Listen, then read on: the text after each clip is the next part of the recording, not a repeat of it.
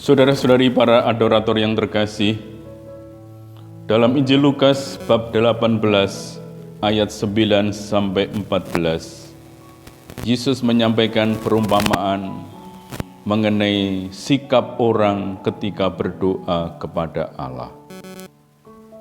Ditampilkan tokoh utama yang memberikan teladan dari suatu nilai kebaikan.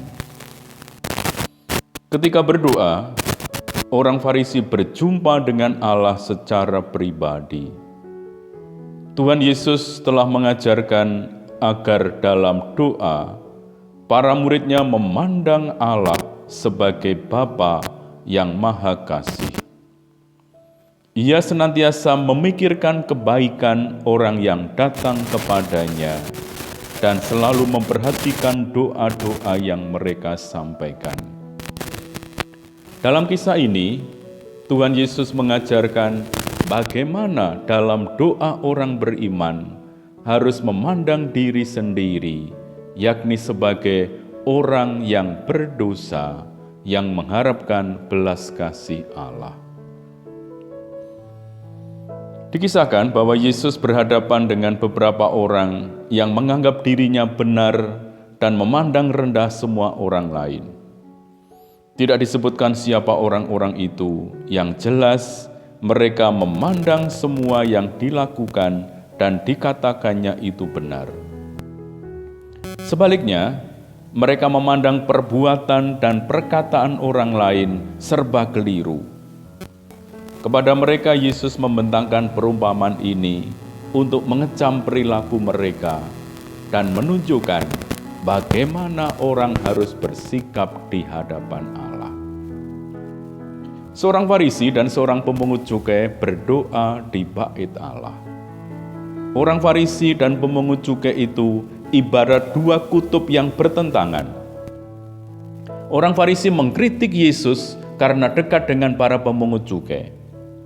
Bagi mereka, para pemungut cukai termasuk dalam kelompok orang berdosa yang harus dijauhi.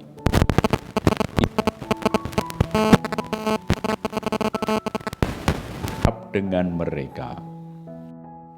Kalau para pemungut cukai disebut orang berdosa, orang Farisilah yang menyebutnya demikian.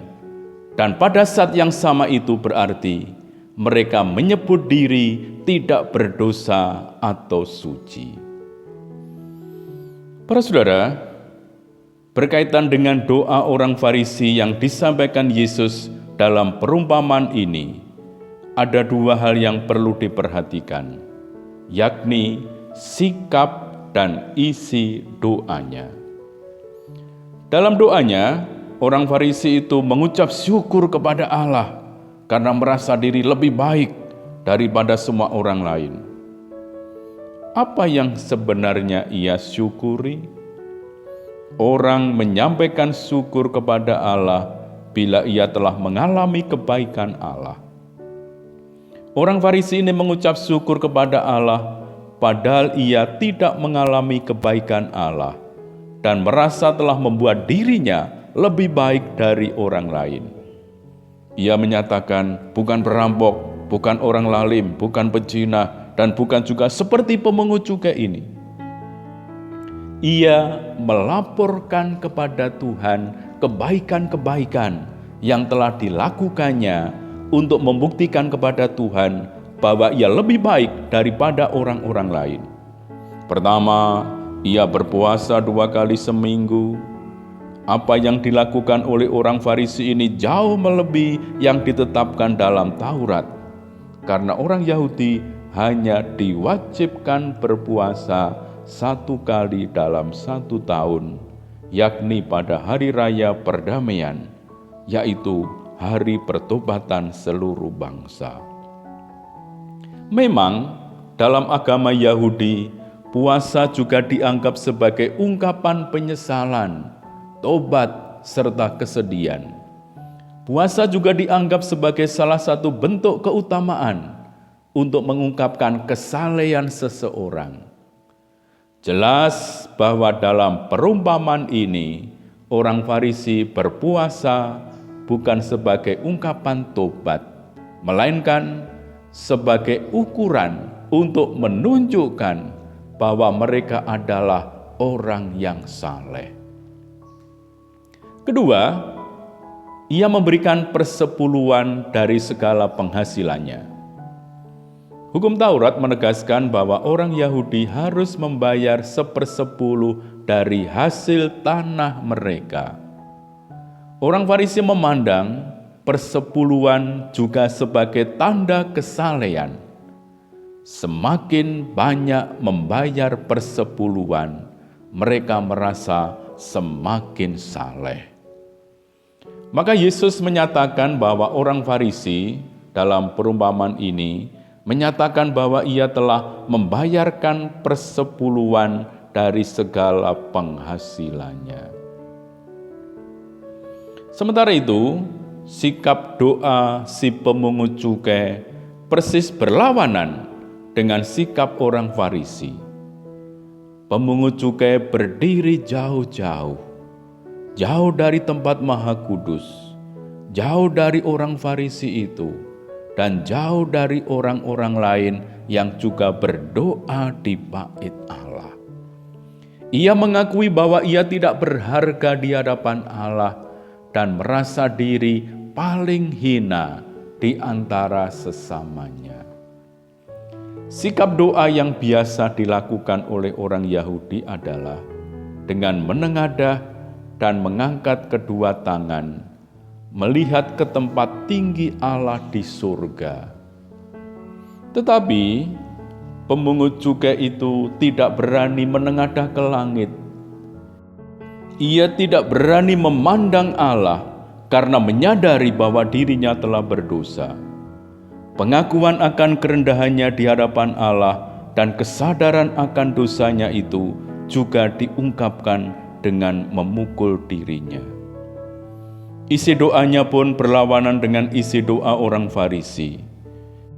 Tidak ada yang dapat dibanggakannya di hadapan Allah, karena yang ia tahu hanyalah bahwa ia berdosa. Ia tidak dapat berlaku seperti orang Farisi yang menyebutkan kebaikan yang telah dilakukannya. Ia hanya memohon belas kasih Tuhan karena dirinya adalah orang berdosa. Sebagai orang berdosa, ia memohon Allah berbelas kasih kepadanya dengan menghapuskan dosa-dosanya. Pada akhir perumpamaan ini, Yesus menyatakan bahwa pemungut cukai itu pulang ke rumahnya sebagai orang yang dibenarkan oleh Allah.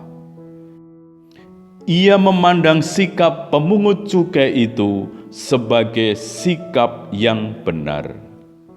Di hadapan Allah, manusia tidak mungkin membanggakan apapun yang dilakukannya. Orang hanya dapat mengakui bahwa dirinya adalah orang berdosa dan hanya mengharapkan belas kasih Allah. Saudara-saudari yang terkasih, Tuhan Yesus menunjukkan bahwa sikap yang benar ketika orang berdoa adalah menghadap Allah sebagai orang berdosa yang mengharapkan belas kasih hanya dari Allah. Setiap orang beriman perlu menyadari siapa dia yang sesungguhnya di hadapan Allah.